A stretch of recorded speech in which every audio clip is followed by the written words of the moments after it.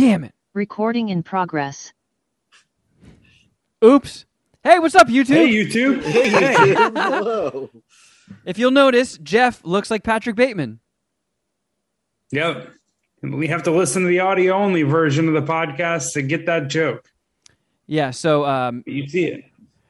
You see it. Yeah, just to catch the people on YouTube up to speed. Yeah, we probably... we spaced out and probably missed about 5 minutes of the show, so... And by we, this is actually not Geoff's fault even remotely. This is all on Kevin and I. No, actually, if Geoff's internet wasn't all shitty, it wouldn't have reminded me that we forgot to record. Yeah, Geoff's the hero in this tale, not the villain. Despite the fact that he looks like a villain. You were right. You do look like the bad guy. You do look like the bad guy from The Mask. Where do you even find a shirt with that deep of a V? Oh, I made this myself. Like, that is ridiculous. That thing's practically down to your fucking belly button, Geoff.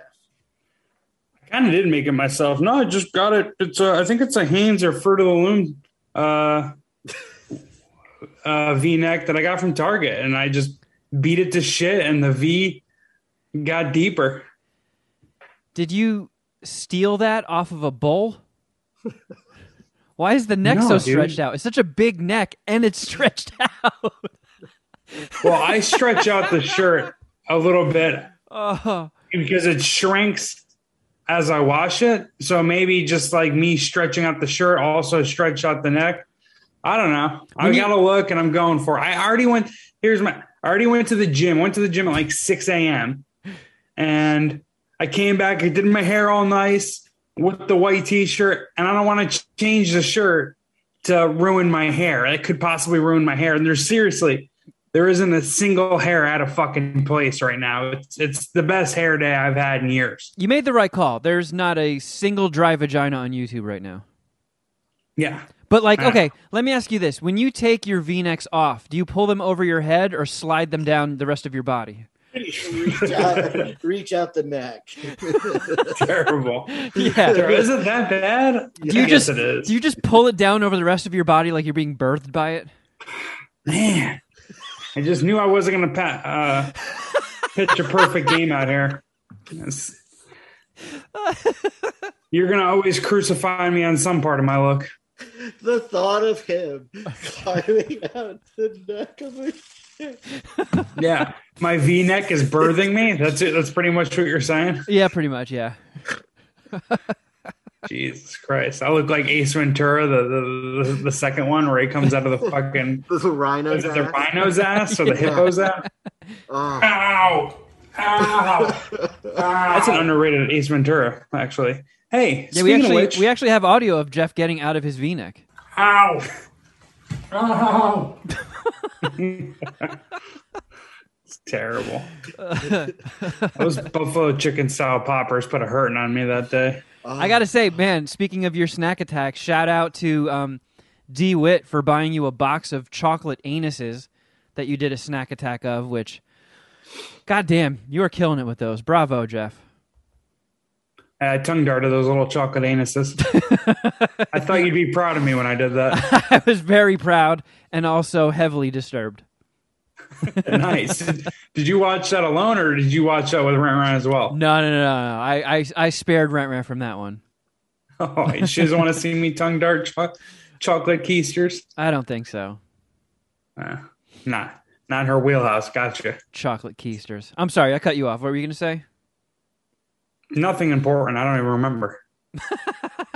All right. Oh, I was just going to say, because I randomly brought up Ace Ventura. Happy birthday, Jim Carrey. Oh, yeah. Yeah, there's some... One of the GOATs, perhaps? There's some... Of comedy. Very big birthdays today. Song Kang-ho from Parasite. Oh. Today's his birthday. Happy birthday. Big fan of that guy. And... I have never heard of. Big one. James Earl Jones. 91. He's 91? Yep. 91 today. Thank you, Internet. Did they use his voice at all in the new Star Wars? I believe so. I think when they put Darth Vader in like any Disney Plus show or And I think he also did the voice in Rogue One, but that was years ago. But yeah, he's still doing it. He was in fucking Coming to America too. Fucking dude looks good for 91. Are they done with Star Wars movies? No, I don't know, the episodes or the official like series itself. I'm sure they'll come off of like tangent or offshoots. Yeah, I mean they've got plans for. They gave projects out like when Disney took over. They just started handing out projects to any big name director working today. I think a few of them got revoked. I think somebody had a trilogy planned, and they put out a project that ate shit, and Disney was like, "Ooh, we're gonna need that contract back." Yeah. But I mean the shows on Disney Plus are still going strong, and I know they're doing. I think Patty Jenkins, who did the Wonder Woman movie, she has a solo. I think she's doing like a Rogue Squadron movie.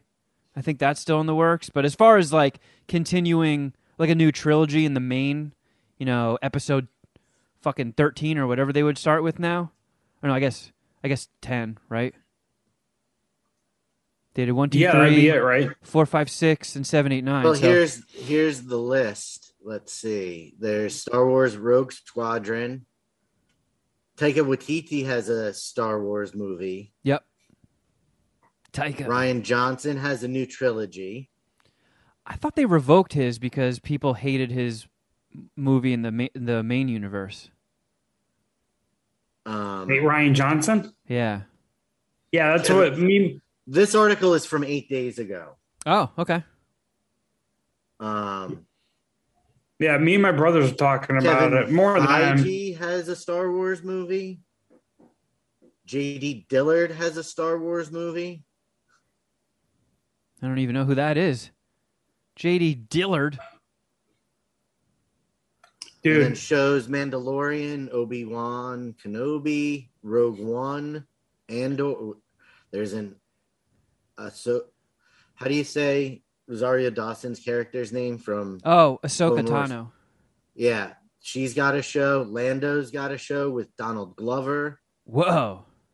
Then there's an Acolyte, a movie called The Acolyte, or I'm sorry, a show called The Acolyte, which is female-centric, with Leslie Headland, the co-creator and executive producer of Russian Doll. Then there's a droid show. Jesus Christ. New season of The Bad Batch. All right, so yeah, Geoff, it seems like they're going to be making more Star Wars content. That's awesome. It's going to give Leonardo DiCaprio more date stuff that he can do. Tell me you guys saw that. No. Oh, I don't know who reported it first. I think I saw it through Barstool. What? But there was a report that... Let me see this. Some supermodel said that she went on the worst date of her life with Leonardo DiCaprio, and it was they rented out a movie theater and just watched every single Star Wars, and he played around with a lightsaber in the movie theater and like reenacted the lines.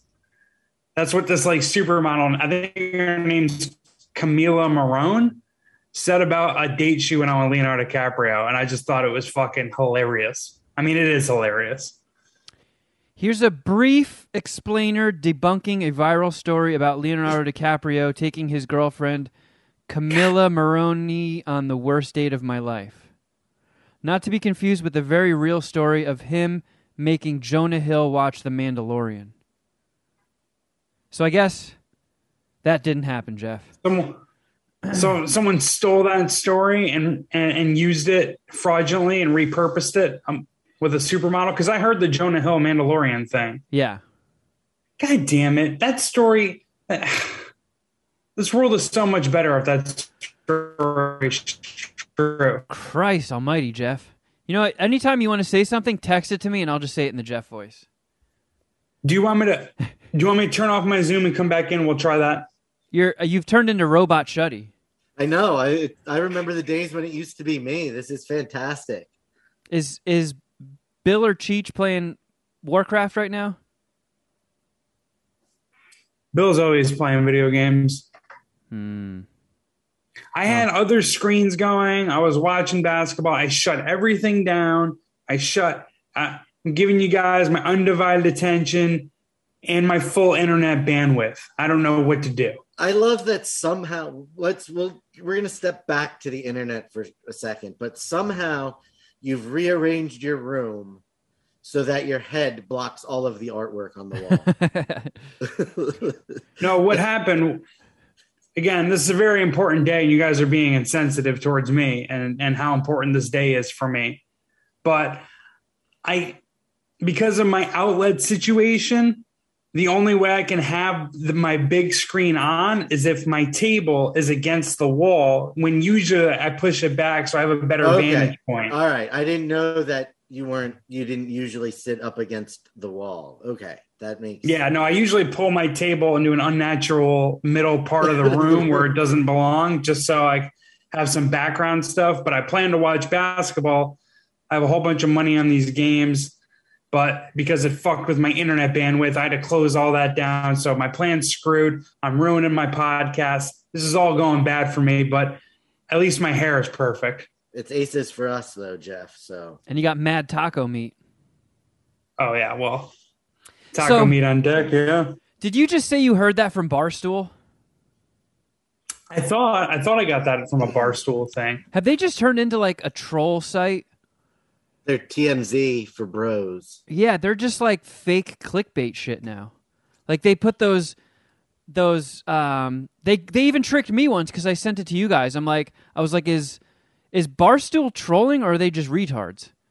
Because they put out a list of like the top 10 male singers, and it was just like Elvis, Fred Astaire, the Adam Lambert. I was like, wait, what? They literally just tweet that stuff out every month just so people quote tweet it and get pissed off, and then they trend. Yeah, I agree. That's probably the case. I don't know why I brought them up or cited them specifically. I thought it was them, or maybe it was like a report that they copied, but I don't know. I just was citing something that I thought could have went viral because of them, and I thought you guys would have seen it. No, with the didn't make it Leonardo to me. DiCaprio story. But Sounds it was already like, debunked. Sounds like everything that comes from Barstool now you got to take with a grain of salt, huh? I mean, you probably had to take everything from Barstool with a grain of salt in the first place. Yeah.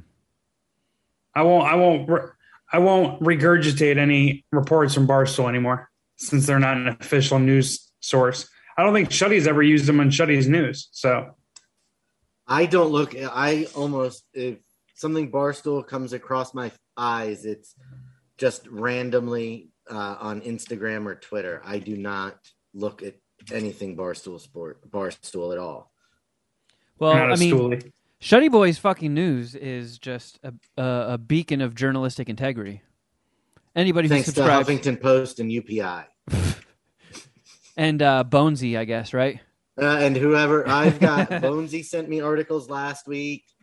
This week, I got article from Voice of God and one from the Great Pudini. Yeah, the Puminati chip in. I like that. Yeah. Let's see here. So I guess we can pick up on the cliffhanger from last week. I went to a sound bath. Oh yes. And you know, I this actually just came up naturally on the free Jason Ellis podcast we taped a week ago, I think, but we're backlogged, so it takes a little bit longer for those to come out. Apologies in advance for anybody that listens to both for the double dipping. If you're not listening to both, you should. It's sweet. Check it out. Jason Ellis Show, YouTube, iTunes, everything. Same stuff we're on. But yes, I did.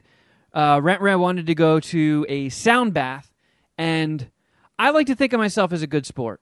Even if something comes up that I sort of roll my eyes with, I'd say in the past 5 or 6 years, I've switched that part of me off, and now I just look at it as an opportunity, you know? I put myself in more situations so there's a chance that something goes wrong and something bad happens to me, and then people can laugh at me. And nothing bad happened to me. I'll just get that out of the way first, so I don't want to get anybody's hopes up. You didn't drown in the sound bath? No, I didn't drown. Nobody fucking dropped a steel drum on my head.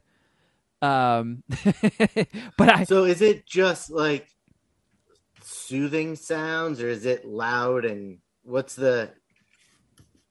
So that's what I told Rant. I like after we went to it, I was like, that was actually pleasant. I wasn't sure what to expect. I purposefully didn't ask her a bunch of questions because I just wanted to go in and just throw myself at it and see what happened.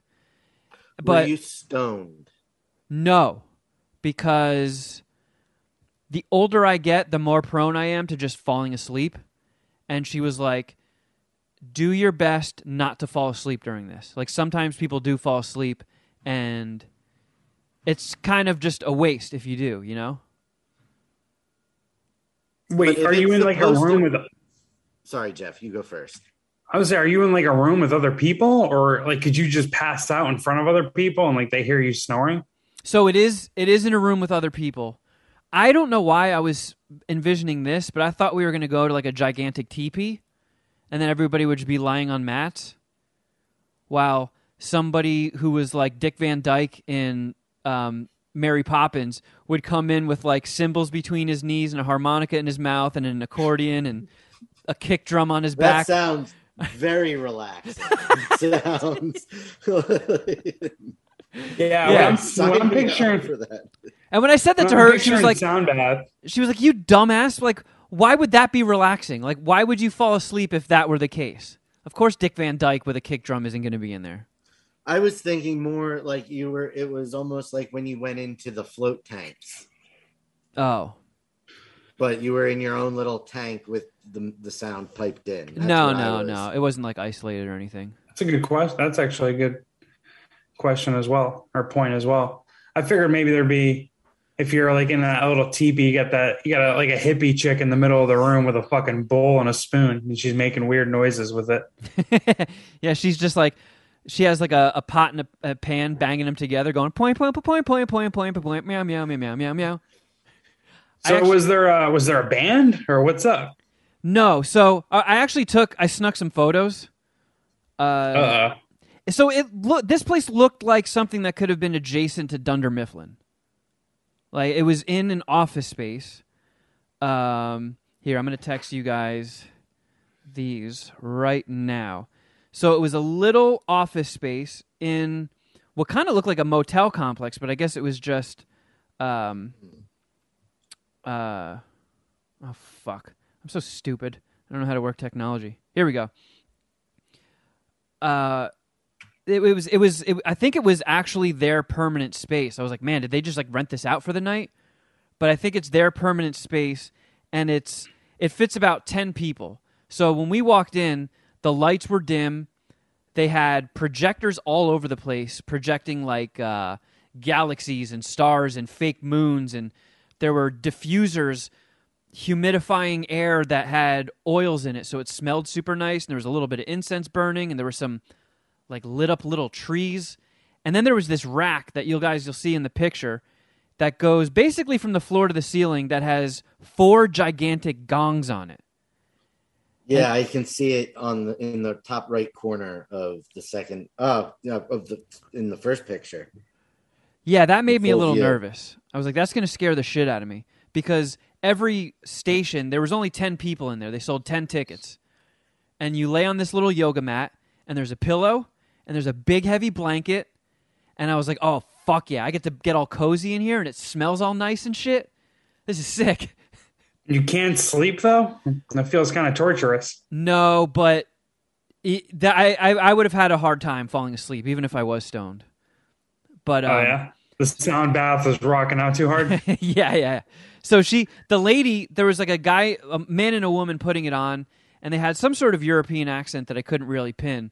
But they came over, and they were like, would you like some lavender spray?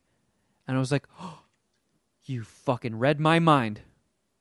I spritz my pillows all the time with fucking lavender spray before I go to bed. Yes! Missed away. Really? I just threw my arms out. I was like, bathe me in it. I want extra squirts. So she fucking sprays me. And then they had like these little hand towels that she was like, so we recommend everybody puts this over their eyes. So, even if you're tempted to open your eyes and peek, you're just in darkness. She's like, and if you like, I could mist that with some aroma stuff too. And I was like, yeah, hook me up. Fucking blast away. And then I put that thing on my face and took a big sniff, and I was like, oh, that's nice. Put it all over me. Yeah. Oh, cover me in it. How many times has Rant been to a sound bath? I think maybe like 3. Not a Okay. ton, but so once everybody gets to their little space and you lie down and you cover up with your blanket, they start playing a little bit of peaceful music, and this woman starts, spracking off with some hippie stuff about your aura and scanning your body for negative emotions, and then push it away. And I'm like, all right, I'm pushing. I'm doing it. And then she shuts up, and then the actual sound bath starts. So you can see in the pictures, there's these crystal sound bowls all over the place. Every yoga mat that you were lying down on had one on each side, and they can sort of take those. They kind of look like drumsticks with big poofy balls on them, and they can drag it around the bowl, the singing bowls, and it makes like that wow wow wow wow noise. And when they stop, it keeps going for a while, so it like echoes. And they do them next to your head, so it's like panoramic. And when they kind of converge in the center of your head, it sounds like you just did a whippet. Like it vibrated throughout your whole body, and it just goes wanga wanga wanga wanga wanga wanga wanga wanga. And I'm like, oh, this is sweet. And then that goes for a while. So there were like different phases to it. So they, I don't know how they did it, but they had those rain sticks that didn't sound like rain sticks. It sounded like crashing ocean waves. So they would just like put that thing like back and forth over your head and on each side of it while you're laying down. And it sounded like you were laying on a beach getting crushed by waves. And that went on for a bit, and that was super cool.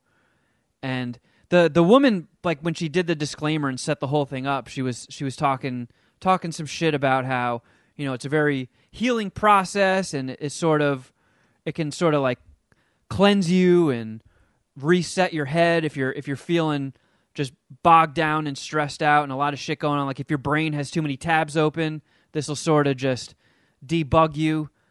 And she's like, and don't be alarmed, but sometimes it can get emotional and you can even cry. And I'm thinking to myself, fuck.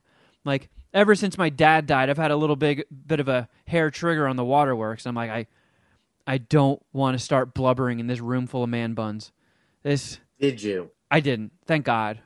But there were parts where I did start thinking about my dad, because it's like you're just sitting there, with noise happening, and you have nothing to do but kind of let your mind wander and think about stuff. And I almost got like pissed off. Like I was just like pissed that my dad was gone, That's a fair emotion to have. It's one of the stages of grief, anger. Yeah. So I had a little bit of that going on. And then I just started, it's weird. You kind of just like start thinking about stuff in your life, not good or bad things, but just different memories. And I had some stuff pop up that I hadn't thought about in a while. And I swear to God, there was a point in time where I legit went into a trance. It was like legit trippy. And my brain picked up on it. And it was like, whoa, a trance, this is cool. And then it immediately went away. It was like I scared it off. As soon as you started thinking about it, you lost it. Yep. I was like, no, come back. That was cool. I was getting a free one. So is there like a high with this trance? Is this a feeling you're going to chase again? I mean, so it was 2 hours. The whole sound bath experience. Yes. And I mean, I talked about it when I went and I did the sense deprivation tank. I started getting fucking restless leg syndrome sitting in the goddamn tank. So I just got like all antsy and uncomfortable, and it ruined the whole thing for me. And I was real worried that was going to happen, because I'm like, man, 2 hours is a long time for my fucking ADD ass to be sitting still laying on a goddamn mat. But it went by super, super quick. Like there were all these phases. Like they somehow kept busting out, like they would do, the singing bowls for 20 minutes, and then I'm getting crushed by waves for 20 minutes, and then they're like lightly hitting gongs and all this weird shit's going on, and every part of it was cool. I was like, I don't buy any into like the really spiritual mumbo jumbo any of this, but it was relaxing. And then it ended with this weird, like eerie hippie music playing, and then a woman chanting some sort of like Native American shit. And I was like, man, was she white? Again, I couldn't tell. The accent threw me off. I couldn't place it. So, did you see her person? Did you see her? Did you see her? Well, when it ended, I found out that was a recording, and I was like, come on, I'm here for live music. Don't turn your boombox on. For sure. So it was like a dry flow tank. A little bit. Did anyone use the word chi? Probably. I think someone threw out chimichanga. There were some Bing Boing Yoshis. I don't know. There was a lot of shit being said that I didn't fully understand. Bing Boing Yoshi. What the fuck is that? I don't know, man. It's a meditative chant. Come on. Shuddy, get with it. There was a lot of terms that I've heard in yoga classes thrown around here. Like, oh, wow. Talking about Shavasana and stuff like that. Yeah. Sawashana and chakras and chimichangas and Bing Boing Yoshis. Yeah, someone threw out a Kamsamnida. It might have been Bill. I don't know. Yeah, it's a recording of Bill. We piped it in there into the sound bath. And then when that chanting tape ran out, they started playing fucking Leonard Cohen's Hallelujah covered by some granola fiend on a guitar. And I was like, oh, come on. At this point, I was like, do I have to sit here through all of Hallelujah? Or can I just like start getting up and getting my shit ready? And then I sort of peeked, and I saw people were already sitting up on their mats. And I'm like, oh, fucking taking this off. Like, I was in for all of it until they hit me with the Leonard Cohen covers. Yeah. That's a bridge too far. I agree. Yeah. Rent obviously enjoyed herself. Oh, yeah. I mean, as did I. It was cool. So you guys, are you going to do another sound bath trip or appointment in the near future? I don't or know is it about like a once-a-year thing? Yeah, I don't know if it's a frequent thing, but if down the road she throws that idea out there again, sure. I mean, you just get to fucking snuggle up with a nice blanket and lay there. Are these like sound bath pop-ups, or is it like a sound bath studio that like they rent space out of? I think it's a studio. It literally looks like it could be advanced refrigeration. Is it called Sound Bath LA? Or do they have a cooler name than that? I do not know. I honestly don't know. You don't know where you went? You just got in the car. We really trust Rant, huh? I'll tell you what. It was in Long Beach. Do you want the name of the company? How dare you? You came to Long Beach and you didn't even call me? It was like 10 o'clock at night. Oh, yeah. Well, I actually do go to sleep like 8:30. Yeah, that's fair. I know. Fair enough. Okay. I wouldn't want to hear from you at 10 o'clock. Yeah. Probably would have ignored that call. I wouldn't have. I'll be honest. I did feel nice and relaxed and calm after that thing, and I know it had a lot of benefit to Rent too. She felt really good afterwards, and I think it put her on like a streak of good moods. That was nice. It's a happy wife, happy life, as they say, you know? Sometimes you got to eat the sound bath and just fucking do it. Yeah. Miss out on a day of football or something. I don't know. Hey, I'm a good sport, man. I'll fucking try shit out. I don't care. Yeah, well, it's because you probably put your significant others or girlfriends through your corny shit, so you might as well try their corny shit. And who are you to look down on corny shit, you know? Yeah, I mean, I forget what we did, but when she threw the sound bath thing at me and I was like, sure. She's like, really? I'm like, yeah, you just like watch some fucking samurai movie. Yeah, I'll go do a sound bath with you. Yeah, we watched Animatrix, and I ran out of movie theater. We watched Animatrix, and I did some fucking air kung fu. Yeah, you sit through my shit, I'll sit through your shit. It's give and take. Yep, that's how it's supposed to be. Yep. But I don't know. I would honestly let's go to Cradle of the Grave concert. I'd be kind of curious how Geoff would fare in one of those. Terribly. Because, I mean, you don't have to do anything. There's no heavy lifting on your part. You just lay there on a mat with a comfy blanket, and you kind of get a free Whippet high. I just thought like the whatchamacallit, the float tank thing was just so like overrated and whack. Like I just got bored at a point. There was no hallucinogenic aspect of it for me, no trance aspect of it for me.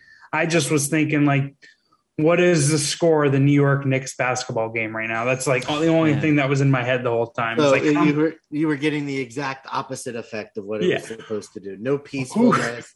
It just sent your mind into overdrive about everything else you could be doing instead of being laying in that tank. Exactly. Yeah. I was really afraid that I was missing out on the 37th Cleveland Cavalier regular season basketball game. Is there a day of the week that's sort of like a blind spot for sports? No, not when you gamble on it. Yeah. No, that my rent hit the bricks. Yeah. Now your rent is just sports. Yeah, that's my lady. ESPN. And she is not kind to him. You've been taking a thrashing. When? Well, I don't know. Shuddyboy just said it hasn't been kind to you. No, I think he was just generally speaking. Not sports gambling's going really well lately. Nice. I mean, I just meant in general. Yeah, I'm down 800 today. That's bad news. Then stuff like that happens. MSPH curse. I don't know why you bet on Mondays. That should be your day off. Well, you don't check in with me every Monday, but I had a streak of like 7 or 8 straight Mondays where I won money. Oh, like Monday. Okay. Monday turned into my best day of the week, actually. Oh, so there's no more MSPH curse. Nope, not anymore. Well, now that we've talked it into existence. There's an MLK Day curse, apparently. Oh, no. Oh, God! I'm God, indeed. So, I mean, there's never... Like, what about when certain seasons are over or something? Yeah, all right. So, specifically... the All-Star game in baseball, the day after the All-Star game, there's no sports because the only sport that really runs in summer, in the middle of summer, is baseball. So basketball, football, hockey are all out of season, and baseball takes a 1 day off. The whole league takes a 1 day off right after All-Star game, and it's a dead time. You should schedule a sense deprivation tank appointment for that day. Yeah, that'd be the perfect day. Honestly, the only day that I'd really be into it for the most part. But yeah, otherwise it's just wall-to-wall sports. I'm such a sports nerd. I don't know. I got to kind of break out of it and add some other hobbies, some chick-friendly hobbies, so I can maybe get myself out of the virgin zone. But I don't know. The virgin life is kind of cool so far for the past couple months. I'll hang in there, see what develops. I could still fuck my hand. Yeah, your hand never says no. Literally never has that hand said no. I am doing something fun tomorrow. I'm actually going to my first concert in a long, long time. I don't even remember when the last concert was, but I'm going to see Bill bought us tickets to see Tool for like Christmas. That was that was his Christmas gift to me and Cheech. So all three of us were going to the Hana Center in Anaheim to see Tool tomorrow. So I'm looking forward to that. Nice. That's pretty sweet. Hit up Korean barbecue beforehand. I'm a little nervous about that, about Korean barbecue, then a rock concert. You might have to take a big fat shit. For real. I'm going to have to shit inside the venue before the concert. Oh, that's brutal. I hate pooping at places like that. Arenas, stadiums. Yeah. It's like it's like before they even open the doors, the janitors just go and piss on every toilet seat or something. Every toilet seat is wet with piss. They should put handlebars up top in like all public bathroom stalls. So when there is piss and shit all over the toilet seat, you can just grip on those and sort of just air shit. I feel like people air shitting was what causes the most damage. Beep, beep. Yeah, the internet just censored you there, Geoff. Sorry. I'll send you time codes when this is up on YouTube. I was just saying, I think air shitting is what exasperates the problem. For my internet fucking screwed me. I think it's just when the urinals are full and people have to piss, they just go in the stalls and they can't even be Nobody bothered. wants to touch the toilet seat. Yeah, nobody wants to lift the seat, and nobody really gives a fuck about aiming. So they just piss all over those motherfuckers. And then if you do have to drop a duty, it's a whole ordeal. You can wad up a bunch of TP and wipe the seat off, but then you run the risk of it soaking through and touching your fingers, and now you have stranger piss all over your hands. And you're not going to get it all, so there's probably going to be piss fragments on your ass. And then you essentially just let a grown, strange man piss all over your ass. Well, that's a little bit extreme. The science checks out, Shuddy. This is what happens in the middle of his sound baths. Yeah, I was just laying there. Someone's blowing a didgeridoo in my ear, and I'm like, do I have piss on my ass? Does that make me gay? Am I a gay piss fiend? I took a shit at P.F. Chang's a couple of days ago. Do I still have piss particles in my butthole? Yeah. Yeah, so I don't envy you on that aspect. Pooping like Korean barbecue is a surefire way to trigger duty within the next few hours. And Tool is not known for their brevity. All three of you are going to have to shit. Yeah, for sure. For sure. The Tool is not known for their brevity. Good point. Yeah, Maynard's going to be like, all right, here's 25 minutes of base noodling. Oh, I got to go shit. Yeah, we turned the 7-minute song into a 35-minute epic. Yeah. Hopefully no one had Korean barbecue out there because we're really riffing here. Here's the children's chorus on the bongos. They're going to take the stage for the next 45 minutes. Then we're going to play Undertow. Quick question. When's the last concert you've been to? Has it been pre-COVID or have you went since? I have not. Sure, you talked about it. Ironically enough, the last concert I saw in 2019 was Cattle Decapitation on their Bring Back the Plague tour. Sure, yeah. Who could miss that one? Yeah. And then a plague came back. Yeah. Fuck, man. Cattle, what is it? Cattle graveyard? What did you just say? Cattle decapitation. Cattle decapitation. Yeah. Ushering in the fucking 2020 pandemic. Wow. That is some powerful rock music. I really wish I went to that concert with you. Yeah, because they put out an album called Death Atlas.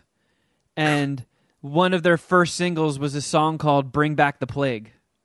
So Cattle Decapitation, they're like a vegan grindcore band. And all of their songs are anti-human, killing the human race, human genocide. So they got to be stoked right now. Can we get them the Zoom link and ask them how they feel about the pandemic? Sure. They got to be like, yeah, thinning that herd. Everyone gets this close to like agreeing with that take, right? Like it was a famous Bill Burr bit that he did in like 3 different stand-up specials where he's just like, we need a plague. We need a plague. We need to thin out the herd, right? Got these death metal bands saying that. Now that we're here, how do we feel? How do we feel, guys? Because I never want to lock down anything. I say we should have never shut this shit down. So I wonder if they, well, not Bill Burr, but the death metal band, Cattle Decapitation. Yeah. I wonder if they feel how they feel about the pandemic. Yeah, I don't know. They did put out when quarantine hit. It might have even been for Bring Back the Plague. They put out a music video that they filmed in like isolation over Zoom, and they just spliced it in with clips of people like beating the shit out of each other in supermarket aisles, fighting over toilet paper. I'm like, yeah, humanity. Are we sure we want to save this? That is a fucking cool music video. Damn it. Cattle Decapitation. Those motherfuckers are on point. Fair enough. Do you have a concert in the near future you're trying to check out? No, in all honesty, Black Dahlia Murder did. Are you sketched out still? No, I mean, right now I got that fucking super immunity going. But I mean, I did want to go see Black Dahlia Murder when they came through a few months ago, but I slept on the tickets and it sold out really quick. The Raekwon, Jizza, and Ghostface show got rescheduled for March 19th, so I've got that coming up. And then going to see 7 Seconds and Circle Jerks in April. Oi, oi, oi! Shuddyboy knows the lyrics. I actually do have tickets for a concert that I've had for a couple years now, and it's now the current postponed date is September of 2022, and that is Rammstein. Oh, Du hast. Yeah. Du hast mich. Yep. Listen, the scene they have in Triple X is amazing.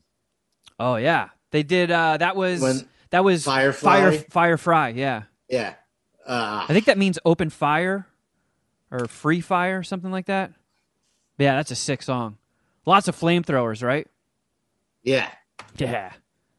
Dude, the lead singer of Rammstein does this one song where I think he like comes up from a platform from the floor, like underneath the stage, and he's wearing this big metal suit, and he is on fire for the entire song. It's fucking sick. Open fire or fire at will. Okay, yeah. That song rules. Oh, all right, let's see what else is on the docket. We saw some shit, right? Yeah, I was gonna say, can me and you gangbang or a spit roaster review? Did you check out Scream this weekend or no? I didn't. So what did you say? I had to like clean out. I've been trying to just start the new year off being productive and handle adult shit, and I had to clean out my storage unit because these motherfuckers jacked the price up so high that I was like, all right, you found my breaking point. Suck a fat dick, Public Storage. I am getting all my shit out of here. So now my apartment is littered with shit. I kind of look like a hoarder right now. So I'm working on selling a whole bunch of this shit that was in there. I almost got killed taking an old tube TV out of my second story storage unit, carrying this like 100-pound TV down this sketchy metal ladder with handrails on it. Why are you holding on to a fucking tube television? Okay, so remember when we used to go? You are legitimately hoarding at this point. You are hoarding. You're a hoarder. The TV's history. I took the TV to an electronics yard to recycle it, so it's gone. But why was it in the storage unit? So I bought that TV in 2003, and it was before they had like the big plasma flat screen, so I felt like a fucking baller buying this thing. And the whole reason I was holding on to it is because when we used to go to parties at Dom and Bonbon's apartment, and you know, he had the main living room TV, and then off to the side of the kitchen, he had that old TV with like a Sega Genesis and a Nintendo hooked up to it. He still has that set up. I'm so jealous. That is why I had it, because I was like, at some point, I know in life, I will probably have a place where I can set that up and have a retro gaming station. And now I'm the cusp of 40, and I still don't fucking have that. I gave up. I was like, nope. This is where my life has peaked financially. I will live in a one-bedroom apartment until I die. Or is that that RentRant won't allow you to have a vintage video game area? Yeah, I was going to say, do we have a... is she like Catherine Keener and 40-Year-Old Virgin, where she's making you sell all your toys? Well, not really making you, but definitely nudging. Implying it, yeah. Implying. Yeah. I will say she would love to. And in all honesty, it's happening willfully, not by her pushing, because it is. I mean, when you read comics as long as I have, and you go to the comic shop every fucking week, and you have a pull list, it piles up, and it's fucking ridiculous. So I am selling a lot of my short boxes to make room, and I actually found some shit in my storage unit. Like, dude, I had a stack of PlayStation 2 and GameCube games. What? And I looked a couple of them up on eBay. People are still actively bidding on GameCube games, and they're selling for like over $100, like opened and used. So I'm fucking selling those. I just found like all this old shit, and I'm like, wow, some of this stuff is actually like, I can flip it on eBay. So I don't have that monthly charge anymore, that bullshit fucking storage unit that they were ripping me off on, and I'm going to sell all the shit in there. So hopefully I'll have a little bit more cash and a little bit more room. But yeah, that's why, man, what a fucking long explanation for why I didn't go see Scream. And I mean, I'm fascinated that you actually have a storage unit on top of the place that you live. Well, Shuddy, I've always wondered just how much shit you actually have, and apparently it exceeds your actual living space. I had Guitar Hero equipment in there, like Jeez. the fucking Guitar Hero drum set. There's a Mortal Kombat arcade stick that you set across your lap, so it's joystick and buttons. From Mortal Kombat 10. I think so. Might even be before that. It's for the Xbox 360. I got that motherfucker taking up space. Yeah, in that my was room Xbox. now. That was. I remember Dom has them. Yeah, Had them for the 360. yeah. So I got to find a way to get rid of that. Did you bring Rent? No, It's Mortal Kombat branded. It's got to be worth something. It is, but I mean, it's big and it's still in the original box, and it's kind of heavy. So selling that thing on eBay and then shipping it is going to be a fucking nightmare. So maybe I can list it online somewhere and see if somebody locally wants to buy it. But like, yeah, I mean, I did not want Rent seeing that storage unit because it was embarrassing. There's like a lot of movies in there too, and there was like some boxes and stuff. I found like old Riley Martin stuff that I had from my Stern Show days. What else was fucking in there? $100 to $150 with $25 shipping is what they're selling for on eBay right now. Yeah, so I might be able to flip that son of a bitch. So dude, you and Shuddyboy, relocated most of the stuff back to your apartment, and you're just like thinking about how to sell it or what to do with it from here? yeah, I mean, a lot of stuff got thrown out immediately, but the unit's empty. I got all the shit out of there. No more monthly charges, and there were 2 giant plastic tub containers of old Slow Children shirts. Shuddy. Really? Yep. Which ones? The black and yellow or the red and white? Both. Really? Yes, and there Did was you a save lot. any? I saved a couple, but the rest are in a big trash bag, and I'm just going to take them to like a donation bin, and the people there can decide whether it's appropriate to give those to people in need. Why don't we? why don't we sell them? Because that's why I have 2 Tupperware boxes full of them. Nobody wanted them.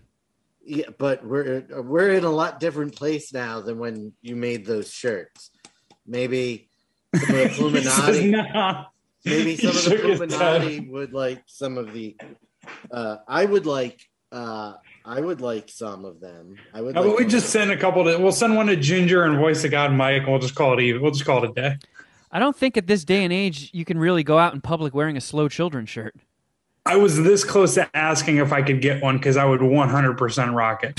I mean, even back in the day when I would wear it out in public, I would get dirty looks, and that was when you could say things like, Yeah.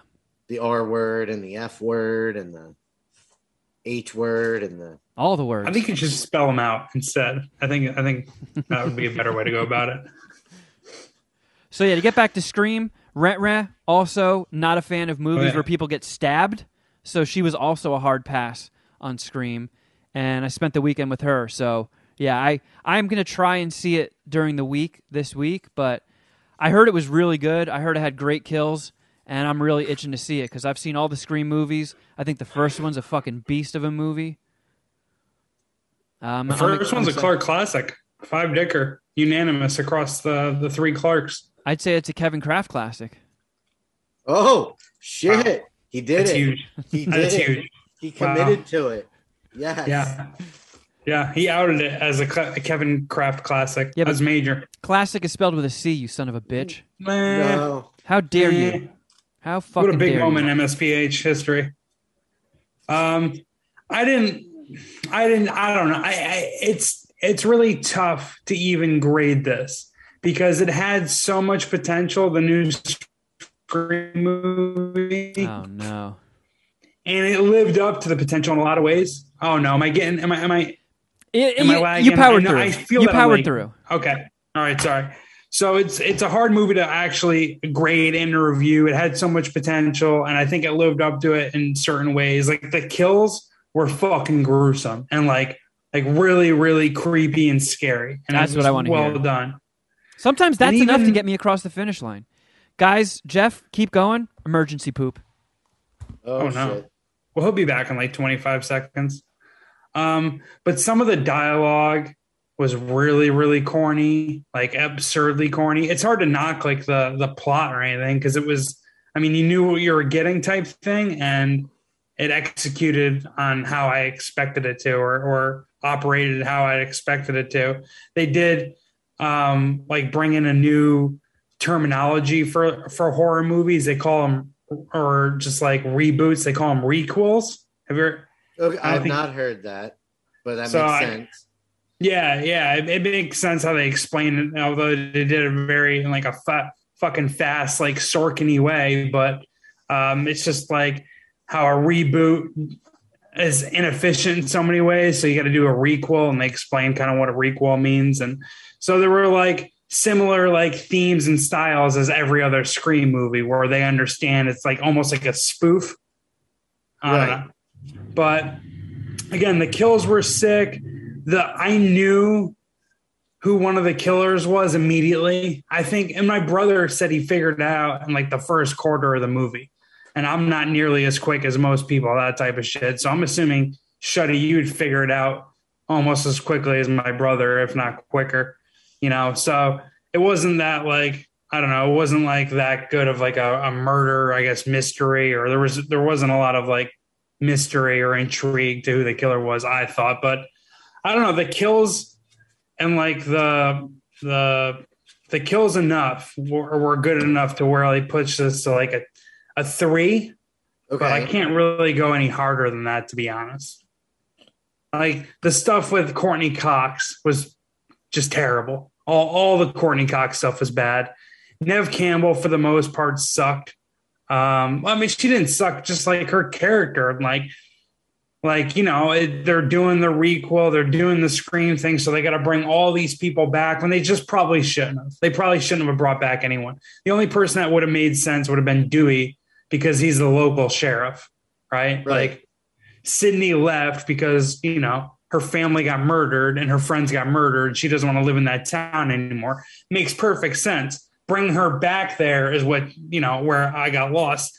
What's her face? Courtney Cox's character is a national newswoman. She's not going to live in fucking shit ass. Well, she's married Washington. to Dewey, isn't she? Well, they split up in the movie, and that's how like they went separate ways and then came back together, and just all of that was just terrible, like real bad. But again, to kind of wrap this up, the kills were fucking sick. My official score, I think, is I'll give it a 3.25. I talked myself into an extra quarter of a dick here, but I'll give it a 3.25 just because like some of the dialogue was pretty cringy. But my brothers are much more into horror movies than I am, and I think they liked it a little more. And I'm interested in what at least Kevin's review is going to be. I don't know if you're going to go see it. I don't plan on going to see it. That's probably something I'll watch once it hits streaming services. Oh, well, all right, we'll check it out. Yeah, I'm curious to check it out. The kills were fucking nuts. Like the stabbing, the stab kills were just like, whoa. Like it was like kind of not shocking, but it was like, oh fuck, this is gory. Yeah, I definitely have to go see that one alone now. What did you end up going to the theater in any way? No. We just watched stuff. We just watched streaming stuff this weekend. What do you have to review? Well, I think Shuddy and I watched all 3 available episodes of Peacemaker. Yes, sir. We sure did. Shout out to MSPH alum James Gunn. Yeah. My brother told me about this recently and said that it's getting just sick reviews and everyone loves it. Yeah. I co-sign it. It's so much fun. It is. John Cena is a shining light. Like the best part, what I think at least He's gonna make it in this business.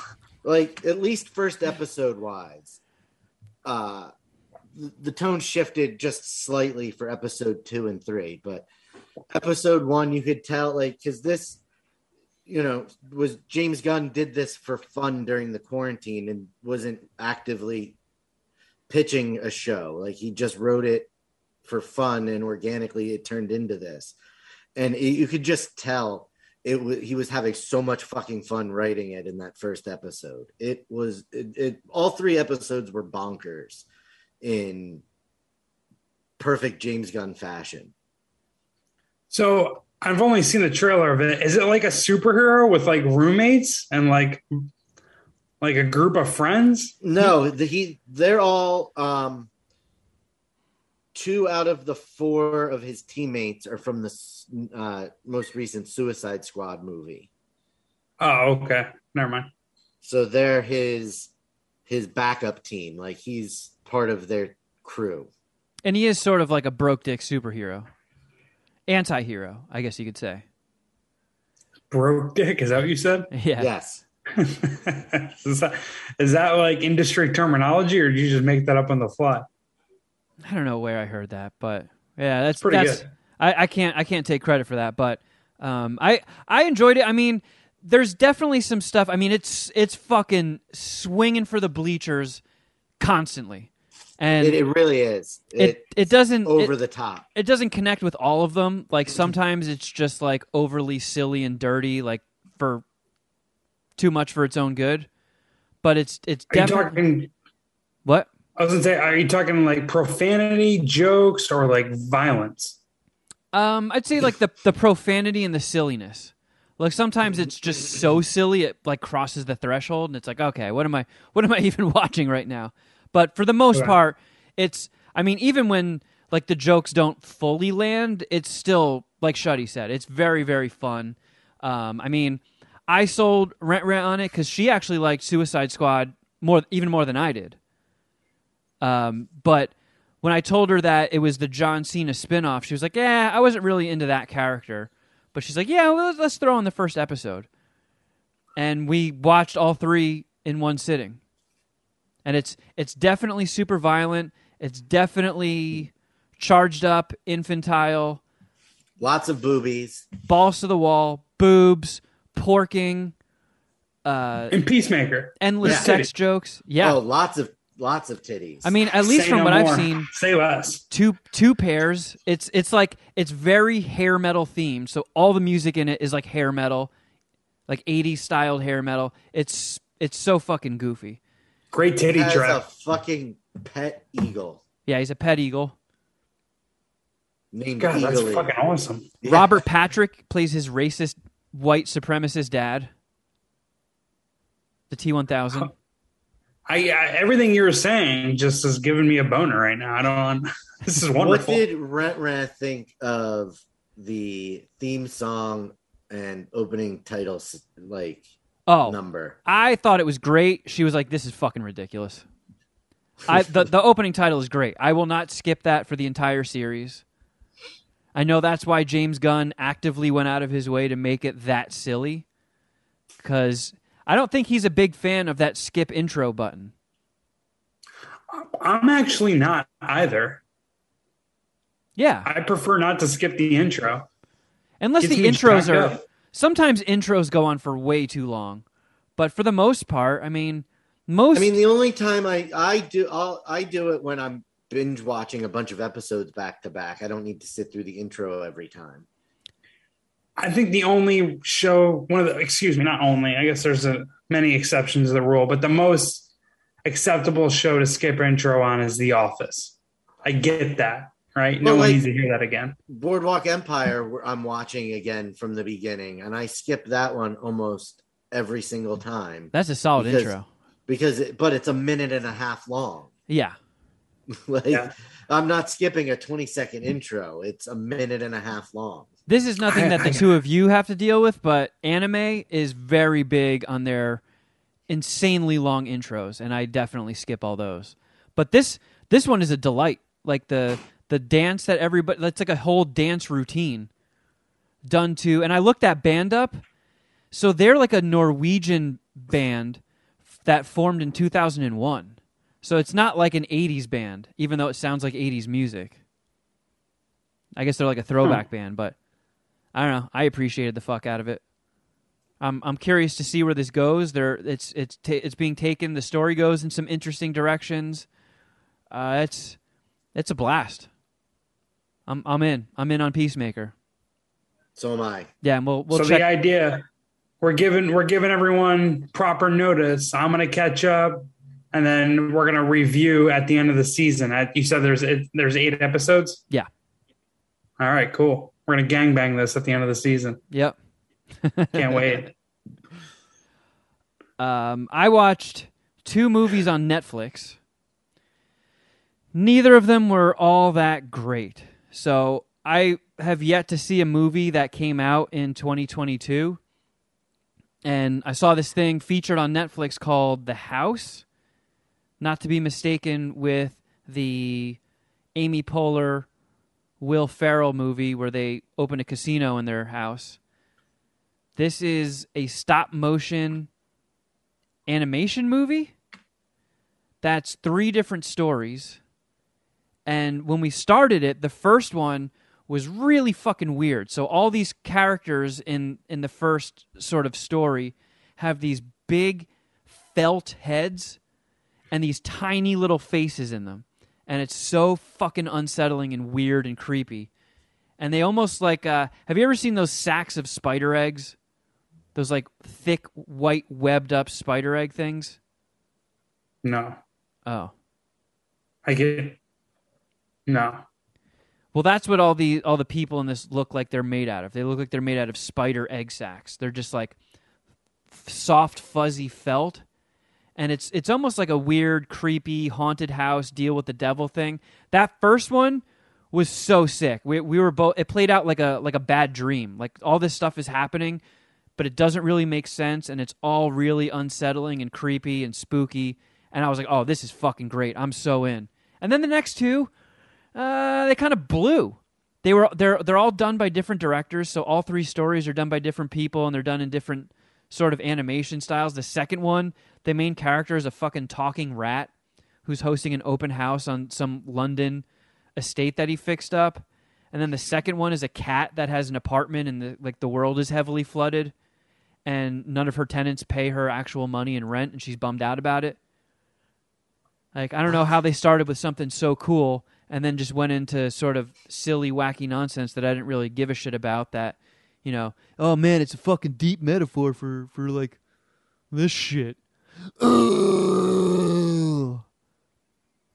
Yeah, I pulled up the IMDb profile of this show, and I'm just looking at the screenshots. It's definitely not something I would be into. I'm assuming. No way. Won't give it a shot. No, this is not. Did you watch this one with Ram? Yes. Did she think it was? Did she agree with your take or your review? Yeah, she was pretty much on board with me. She like the first one was great. Next 2 were pretty lame. I think she liked the third one, the cat that had an apartment in a flooded world. She kind of dug that one, but I don't know. They were all kind of nonsense, but the first one just felt like a bad dream. Like nothing that really happens in dreams makes all that much sense, but you're still kind of off put by it. So I let that shit slide with that one. But the other 2 were just kind of ridiculous. Didn't seem to be much of a point to them. And didn't land with me. So that one's like I'll suck 2.75 spider egg dicks. And then has there ever been a show or like a streaming series that you and Rant have watched and she's like aborted and you've kept it going, or vice versa? A series. Yeah, like where you guys watched something, she was super into it, you were super not, or the opposite. Not off the top of my head. You guys connect on most of these things or agree on most of these things. I'm looking for some beef. Everyone likes a little controversy. Yeah, I know. I'm trying to dig deep and find one, but I mean, we tend to watch more movies than we do series. And a lot of times, if we start a series and it sucks ass, we both bail. Yeah, fair enough. But then we put on. I don't know if you've seen the billboards for this or seen it featured on Netflix, but this movie called The Lost Daughter with Olivia Colman and that girl from 50 Shades of Grey. Dakota Fanning? No, Dakota Johnson. Dakota Johnson, right? Yeah. Very hard. Was she naked in 50 Shades of Grey? I think so. You have to ask Shuddy. He's the expert. Very hard. No, I don't believe she was. Really? And as an expert, I only saw it once, so. I don't make love. I fuck. Very hard. I'm gonna stupid line.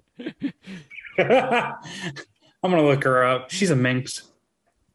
And she kind of played like a trashy, I don't know, New York, New Jersey chick in this one. And I don't know, that was kind of nice. She did have her bum hanging out in her bathing suit. But it's basically, so we both went into it cold, and we were like, you know what? Let's just not look what this is about. Let's just put it on and watch it.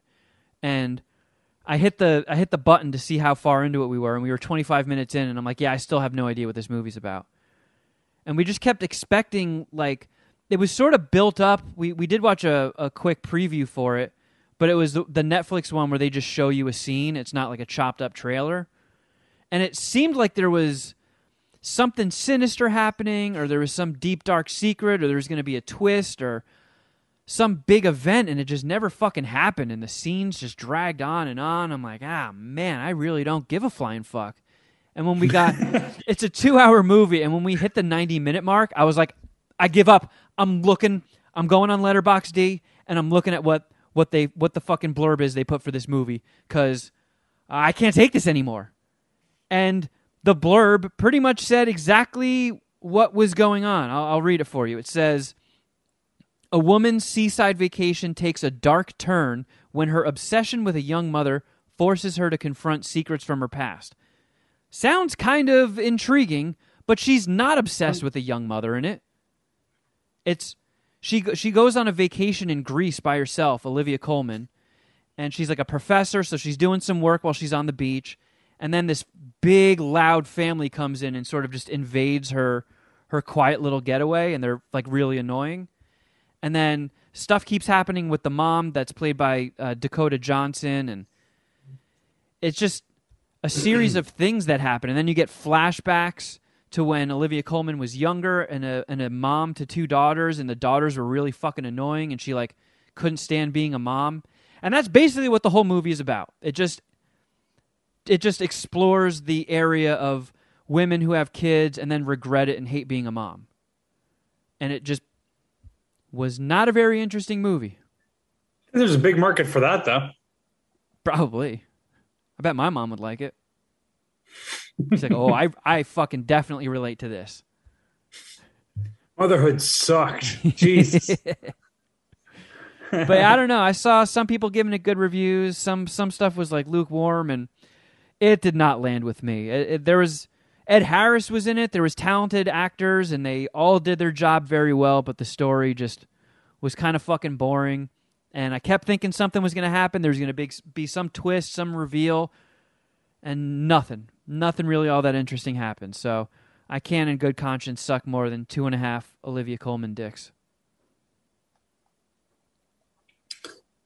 We're going to have to, the next in-person hangout we do, maybe not next. Actually, yeah, probably next at this rate. Opening night, Jackass Forever. We gotta hang out. Me, you, my brothers, probably get Paul involved, do some Korean barbecue, and then commemorate the night with some Jackass Forever. You're going opening night, right? Yeah. I mean, absolutely, right? If we could do like a Thursday night opening, Here we go. Wait, Here we go. Oh, what? You don't want to see it the actual night it opens? You want to go the next day? I actually did plan on going Thursday. I just want to give you shit because this is clearly rant related. Well, yeah, she does have zero interest in seeing Jackass. Wait, what? Yeah. Come on. Dude, that stuff does not land with chicks. That's a guy thing. Dudes are into Jackass. Most chicks find it very infantile and stupid. especially at our age. Everyone finds it infantile and stupid. It is, but it's fucking awesome. Look, you're preaching to the choir. I get it. A lot of the girls I've known in my life. We did just talk about the Slow Children t-shirts, right? Like, you are absolutely preaching to the choir, Geoff. Yeah. I also am talking to the same guy who was forced to go to a fucking sound bath. He can't get Rent to go to Jackass Forever. Look, who's wearing the pants in this relationship? Get some fucking balls. I pick and choose where I call in my moments, and dragging Rent to see Jackass is what do we get out of that? I don't know. Maybe it's what she gets out of it. She gets to meet a couple of more of the bros, get some Korean barbecue, and maybe she finds out that Jackass is actually a guilty pleasure, and it's something that we all kind of need to watch. The last one came out 11 years ago. It's not like they do these very often. Look, we will enjoy ourselves even without Rent being there. It's okay. Fair enough. Oh, it's okay, Geoff. You know what? Guys night out. I feel better about it already. Yeah, let's do that. It's more like a GNO. Let's get some Coke. We'll go to a strip club.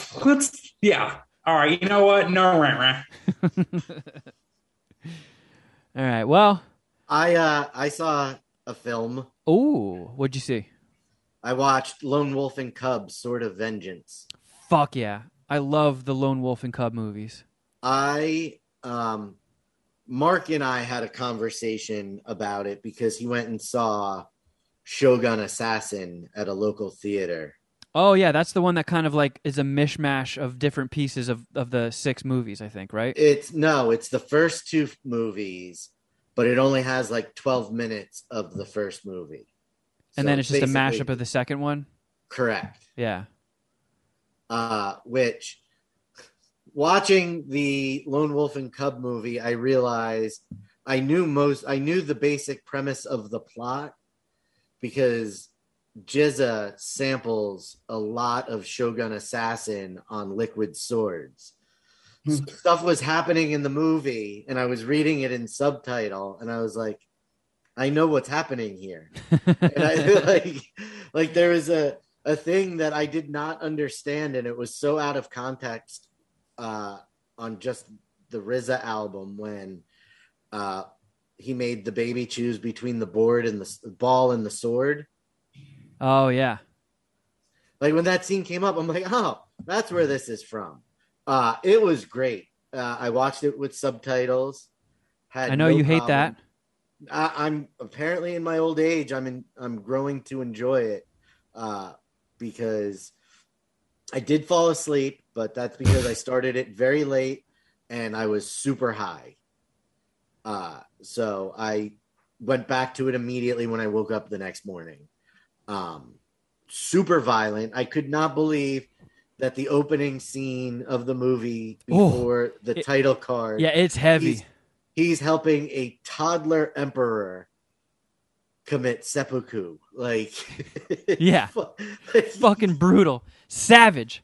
And that little kid is just fucking emotionless and adorable as hell. Yeah, so adorable. And then he cuts his stomach open, and that guy chops his head off. Like, what the fuck? Yeah. So yeah, it's it's nuts. Super violent. Great fight choreography. Yeah, it's like it's like Kill Bill almost, like where when he severs limbs, it's just buckets of blood shooting out of the severed limb, and it's neon red, so you see all of it. There was also a lot of nudity in it. Yeah.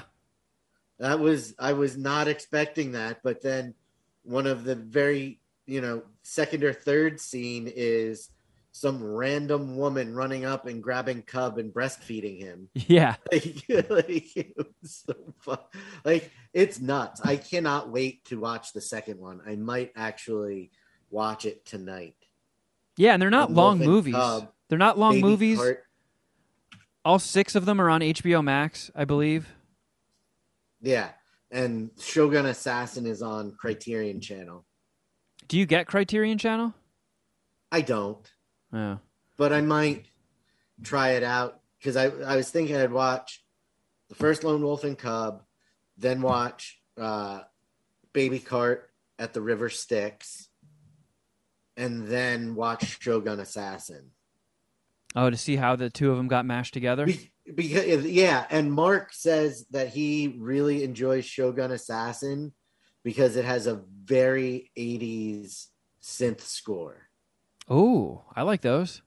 And one of the only problem I had with Lone Wolf and Cub Sword of Vengeance is in some of those fight sequences, there is no sound until you occasionally get a sword slashing sound, but there's like no like footstep sounds of them running around. So I think having maybe some music to fill that void, like that's where my mind would start to wander when there would be no sound on the coming. I think in Japanese movies they that was like right before they started going in big with Foley, like sound effects and stuff. But I mean, those are sick, and there's 6 of them. I've seen all 6, and they're dope, and they're super violent, and they're pretty fucked up. And the guy who plays the Lone Wolf, his little brother has his own samurai series called Zatoichi, and he's a blind masseuse samurai. And they made 26 of those motherfuckers. And how many have you seen? 3.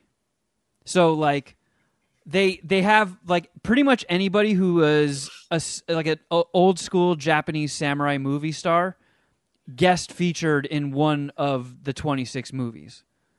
So like if you're I'm huge into old Japanese movies and samurai movies, so like I've looked through the cast list on all of them, and there's always somebody I recognize. I'm like, oh, that guy's a fucking G. I want to watch this.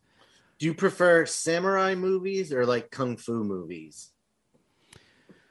I mean, in this point in time, I'm more into samurai movies because I started watching them last year. I found a couple on HBO Max, and I was like, whoa, these are fucking dope. And I watched all the ones that are available on HBO Max. And then I signed up for a year of Criterion and then like cut it off so it won't auto-renew. And I've just been blowing through tons and tons of samurai movies and like classic Japanese flicks on Criterion because they have a fuckload of them, like super, super obscure ones too. And I think the guy who plays Lone Wolf is in the second Zatoichi movie. And Amisaburo Wakayama? Yeah. I don't know what that fucking accent over the O means. So that's... Yeah, me neither. It's kind of funny. The guy that plays Zatoichi kind of reminds me of Seek for some reason. The guy who plays Lone Wolf was in Black Rain with Michael Douglas. Oh, yeah. I've actually never seen that, but I kind of want to. I've never seen it all either. Just because that guy's in it. But yeah, Shuddy, if you want a list of some samurai movies, I can hook you up. I think, let's see how these 6 go. But I don't see why I wouldn't want to watch more after it. Like I just have to not be sleepy. They must have filmed these all like in a row nonstop because that little kid doesn't age. He looks no different from the first one than he does in the 6th one. The release date on all of them is 1972. The first 4 are 72, 5 is 73, 6 is 74. All right, that checks out. So, yeah, I mean, a bunch of them they did probably just record right back to back. Man, I don't know if it's happened in the first one, but some of those movies that the cart that little kid gets pushed around in is full of like booby traps and like hidden blades and shit. So he'll just like wheel that little kid down a hill towards a bunch of bad guys, and the kid will hit a button. And then blades will come out of the cart and just chop everybody up in front of them. Just send fucking limbs and blood flying all over the place. Yeah, I can't wait for the next one. Yeah, they're dope. All right, well, I promised it last week, and we're going to get into it. We've been neglecting people for way too long on the phone lines, so let's check in with the Puminati for some... Voicemails, yay! Time. Yeah. Let's see what our friends have to say. Come on. Load, damn you. Load, I said. They might not be friendly. They might not. Oh, it's frozen. What is going on? Here we go. Work. Please work. Damn it! Is my internet fucking this up too? Yes, Jeff's fault. I could fall on the sword here. What's up, guys? This is Chad, a.k.a. Flying Hamsters. Just wanted to call in and say, Geoff, thanks for the name compliment, but I have to direct this towards you. You said that you aren't a fan of Westerns, and that the only one that you've seen is 3:10 to Yuma. Well, I know why you're not a fan of Westerns, and that's because you haven't watched Tombstone. If you have, well, fuck you for saying that, but if you haven't, man, that you're going to change your mind at least on that one, because let me tell you, that is one of the best movies ever made, if not, the best Western for sure. I mean, the acting by Kurt Russell and Val Kilmer, the direction by Kurt Russell, because he ended up having to direct the movie itself, it's a fantastic movie. So please, Geoff, watch that movie, report back, please, for the show. And Kevin and Shuddy, I'm disappointed that you guys didn't mention it. All right, I'll talk to you guys later. Well, Flying Hamster, I will watch that movie for you since you asked so nicely, and you have such a sweet nickname. And I love Kurt Russell. I was actually going to ask Dom if you want to do a Kurt Russell movie on What the Fuck Did We Just Watch? Or did I just watch, excuse me, and do Tango and Cash, but I don't know if that was low bar enough for your guys' production. I mean, I would absolutely enjoy watching Tango and Cash. I don't think that's a bad movie, though, but we can definitely do it. Fair enough. Yeah, it might not be bad We just enough. did Barbed Wire. The next one, I don't even remember the name of the next one. I even picked it. It's a John Stamos Spy Movie from 1986. What? So we were pre-Full House, John No, Stamos? Wow. the reason it came up is we were, after Bob Saget passed, we were talking about Full House, and then I looked something up, and then I was on John Stamos' Wikipedia page, and then I went to IMDb or something, and I found it's called, where the fuck is that text message with Don? Oh, here it is. It's called Take Me to the Hospital. Never Too Young to Die from 1986. He plays, his dad is a spy played by George Lazenby. Wow. Who gets either kidnapped or murked by the villain, who is a hermaphrodite played by Gene Simmons. Yes, this came up on the Ella Show somewhat recently. So that's stealing Dom's content. That's the next one that we're gonna do, and then we're going to do New York Ninja. Oh, nice. I knew he was going to be so excited about that when he came over for that farce of an Eagles game yesterday. He brought it over to show me and was so excited. Yeah, I like to give Dom a little gift once a year for all he does for the Puminati and MSPH, and I got him this movie called New York Ninja that was, I guess, this Chinese actor was really big and making a lot of kung fu and ninja movies, and he wanted to do his first American action movie, and they filmed it in New York, and they shot the whole thing, and then it got abandoned or something. They gave up on it, so it never got released. It was shot in the 80s, and this film company, I think they're called Vinegar Syndrome, they got the rights to it, and they restored all the frames to it, but apparently all the audio got lost. So they shot everything, but all the sound they recorded is history. So they had to hire actors to re-record all the dialogue. And they got, I think, a lot of 80s actors to do it. And it finally just got released for the first time. And when I found out about that, I was like, oh my God, that just has Dom written all over it. And then after I ordered it and sent it to Dom, I texted Shuddy and I was like, fuck, I'm so sorry. Yeah, I said to him, what did I do to deserve this? I was like, oh, shit, Dom's probably going to make Shuddy watch this, and he's going to be all pissed. Did you taunt Dom when you guys gathered for the Eagles game with little pigs in the blanket? Oh, we had pigs in a blanket for sure.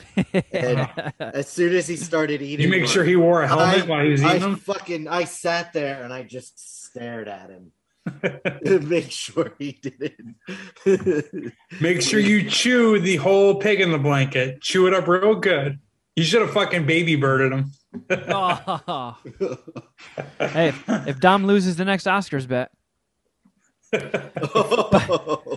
By the way, speaking of, Arts did suggest a punishment if we do Oscar bets again, where the loser has to learn and film themselves doing the choreography of the intro to Peacemaker. Not bad. But, Geoff yawns. Sorry, I've been up since like 5 a.m. He also can't respond to that because he doesn't know. Yeah, I don't know what what we're talking about. Yeah, I still gotta watch that. All right, we'll move on. Here is the next voicemail. I will watch Tombstone. Hey, Matt. Flying hamsters. Party hour. Canada Ken calling. Thanks for the nickname. I appreciate that. That was my first time calling in anywhere, and it seems like it went over pretty good. I'm glad you guys enjoyed that. Kevin, I'm really sorry to hear that you're going through a crap time with your family. I am glad that I can make you laugh right after you talked about that, though. I don't really have any follow-up stories. I just heard myself on there today and heard your guys' reaction, and just wanted to call in and say I was sorry to hear what you're going through, but I was glad I could pull you out of it pretty quickly. I do have a quick story for you. This is going back to when you guys, sorry, not Shuddyboy and Geoff, just Kevin, when you guys were on Sirius XM and the Jason Ellis show. I was listening to you guys while delivering mail, and a massive Rottweiler came running out of the back of a car at me. The owner didn't grab it, and it chased after me. It was, I don't know, weights of dogs. It was 100 to 130 pounds, we'll say. Just huge. Chased me into the road. I fought the thing off, but the funny thing is, every single time that dog jumped at me and tried to bite at me, everyone in the studio, you, Jason Ellis, you guys would just scream, "Oh! Oh!" And it was every single time that dog was jumping and biting at me. So it was a terrifying moment, but afterwards it kind of gave me a little chuckle and took the edge off. So I thank you guys for that. And again, thanks for making my day nice. Good to hear some good comedy and down-to-earth people talking. So, keep up the great work, and I'll call back with something funny for you guys next time. Bye-bye. I mean, I feel like a dickhead Canada Ken, but I don't remember that. That sounds fucking crazy. Does sound funny, though. Yeah, I'm confused. I got a little lost in his explanation. Is he explaining you, Jason Ellis, reacting to a video of him getting attacked by a dog? Yeah. Holy shit. I kind of want to see that. Yeah, me too. That sounds crazy. Yeah. Well, was he like in gear? Like it was like one of those things where, you're training a canine, cop canine or whatever? No, he said he was on his mail route or something, and a dog got off the leash and chased him. Damn. Yeah. Well, sorry that happened to you, Canada Ken. Fuck that dog, dude. Yeah, that dog sounds like a dickhead. Real asshole. Here's another one. Mad Scientist Party Hour. Look at my anus here. I just got to thinking earlier this week. It's been about a year since I jumped on board after you know what happened. I went straight into the Patreon and became a Puminati as fast as I could because I like the cut of your jib. Yeah. In thinking about it, I put together a small list of my MSPH year in review.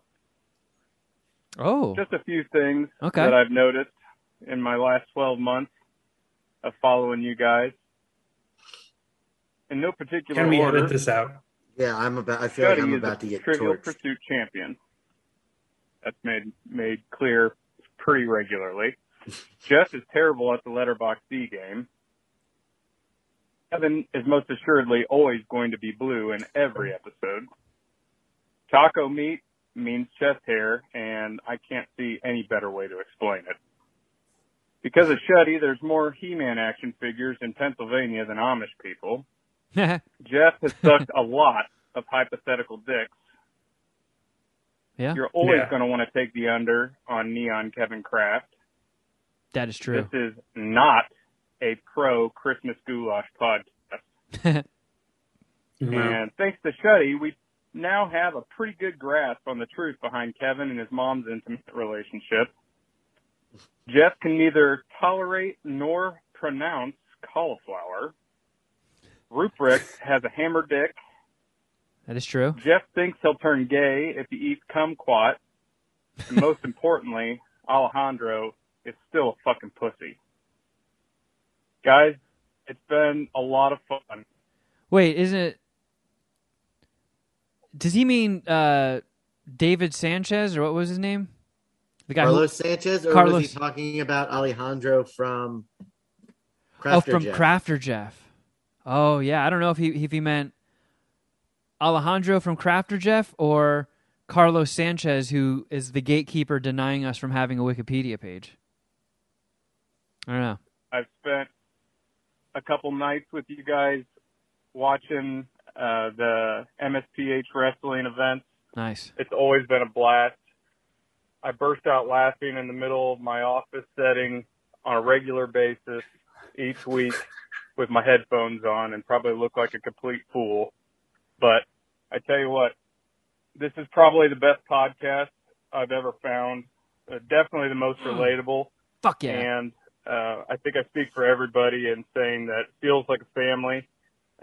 When you guys are going through emotional hard times, it hits all of us the same because we all want to support you. We really love what you guys are doing, and I hope you guys keep.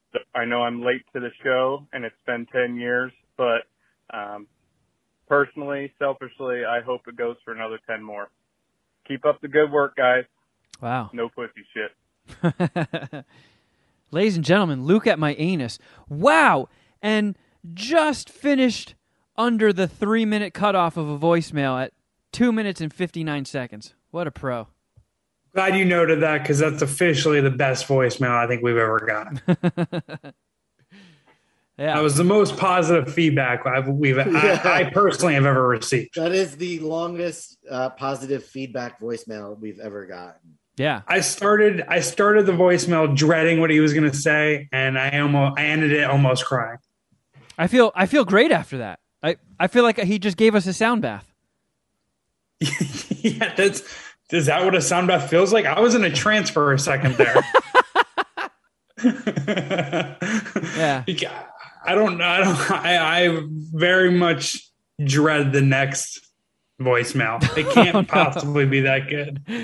Well, shout out to you. Some sort of dick thrown at me. Shout out to you, Luke at my anus. Here's the next one. Oh God, I don't. Yeah, this is a What coin. would you have to do to suck a dick? This is a coin flip, guys. Uh-oh. Yes, this is Satan. And I'm wondering if Shuddy's big nose would take this dick.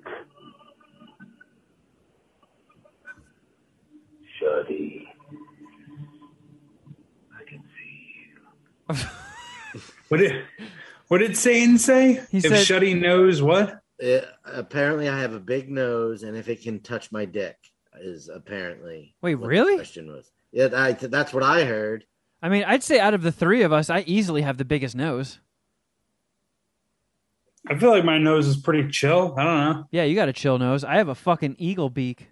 You get my profile? I could stab somebody with this thing. I think your beak is pronounced, but I wouldn't say any one of the features is like enlarged. And Shuddy, I would not say you have a big nose at all. Yeah, but hey, Satan, he's the Lord of Lies. Yeah, who's gonna take his fucking word? Yeah. I mean, when I turn to the side, my profile, I look like the PBS logo. Don't let it stay in your head, Shuddy, right? He doesn't know what the fuck he's talking about. And you're the only one who heard that. I'm not sure if that's what he said. And what he meant was that your dick could probably touch your nose because that's so big. That's what he meant, Shuddy.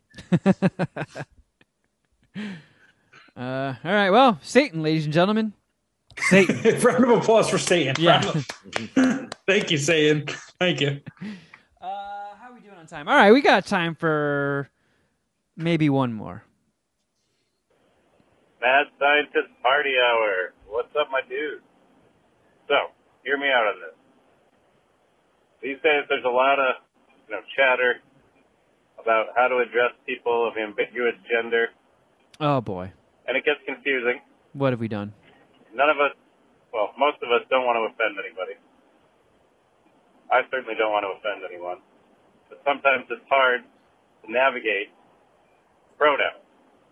Is it they? Is it them? Is it thee? Is it we? I can't always tell. Sometimes I make a mistake. But this gave me a little idea for a sketch that I thought could be pretty funny. I'm not a comedy writer, so I'm not going to attempt to write this. But picture this. Tread lightly. There's a person of gender neutrality that's being discriminated at work by a group of people. So they sue these people. So they're in the courtroom, and the way the sketch would go is the judge and the prosecuting attorney and the defending attorney would be in a discussion about the two parties, and mass confusion would ensue. It'd be sort of a who's on first, but it would be with they and them, and so that the judge would ultimately be completely confused and not know if they were talking about they, the one person, or them, the people the one person was suing. And pretty soon, none of the attorneys nor the judge would have any idea who anybody was talking about. I just thought this could be a funny premise. Huh. So, someday, Kevin, if you ever write a movie that gets picked up, maybe you can slap that in there. Or maybe you guys can do a Patreon gift shot or something. But anyway, thought that could be a funny little thing. Have fun. I mean, love the show. I get what he's going for. Might need, 2 or 3 years for the heat to die down a little bit on that topic, and maybe that could be approached. A gender-neutral who's on first. That's scandalous. But you're the writer here, so if anyone's got to take a stab at it, it's going to be you. Yeah, you know what? Incorporate it in your next movie. I appreciate the freebie, but I might hold off on that for a little bit. But hey, no such thing as a bad idea, right? Sure. Except you would back out of pronoun comedy, you pussy.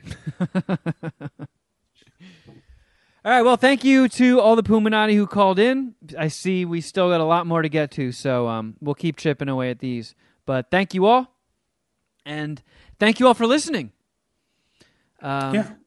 If you have the time, please tell a friend, spread the word, help us grow.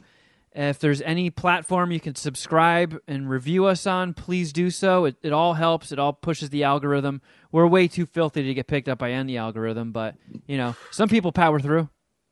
Yeah, unless you're related to Kevin Kraft, you probably shouldn't even made it this far. Yeah, if you have, good for you. Yeah. Yeah. But whatever you do, all of your other family members that they should listen. If you're related to me, don't sign up for Patreon. But if you're not related to me, woo, you should sign up for Patreon. Holy shit. There's a fucking mountain of content that grows by the day. Please check it out. It's pretty much the lifeblood of Mad Scientist Party Hour. It's what keeps us going. Patreon.com/Mad Scientist Party Hour. If you're on the fence, try it out for a month. See if you like it. I'm very, very confident you will. We have an incredibly high retention rate. We keep growing. It's fucking crazy that we've been doing it for 4 years and we're still growing. But man, it's fun. I love having that platform for us to just try whatever wacky, goofy show we want to throw out there, and if it hits, we keep doing it. Queef or no queef is my favorite thing ever. I fucking love it. I told my bud tender about it. Got her all excited. Oh, wow. So maybe we can pick up another Patreon listener. Wait, you or like subscriber. You like Queef or No Queef more than Crafter Geoff Shuddy Edition? I think so. Wow. I mean, I got really into Crafter Geoff, and I love it. I love it. I love all the, like, whatever. I like the whole thing, but, like, Queef or No Queef is just so much fun. It's different it's different every single episode, right? Because it's the same thing, but it's different. I don't know. Same, but different. But yeah, it's tough to call. Crafter Geoff is legendary. Queef or No Queef is awesome. Supermarket Queef's fucking rules, and all of our individual stuff I think was really good. So just to piggyback off what you're saying, subscribe to Patreon. Yeah, give it a shot. Just take a little taste. Take a 1-month sample. $5 tier gets the bonus podcast and Crafter Geoff, and then the $10 tier has all the other shows. I have a feeling you will not be disappointed. So please help support your homies in the new year. Patreon.com/Mad Scientist Party Hour. You can also follow us on Instagram. I'm at Kevin Kraft. At Shuddyboy. At Geoff Records. At MSPH Podcast. And apologies to the YouTube peeps who got the beginning cut off. But hey, download the audio podcast too. You can fill in the gaps. And you can hear the Easter egg that does not make it on YouTube. The Easter egg on every single episode after the theme song is an audio podcast exclusive. So check that out as well. And again, just thank you. Thank you for letting us do this. It's a joy. Yeah, supporting us. Thank you so much. And we will catch you next time, friends. But until next time, something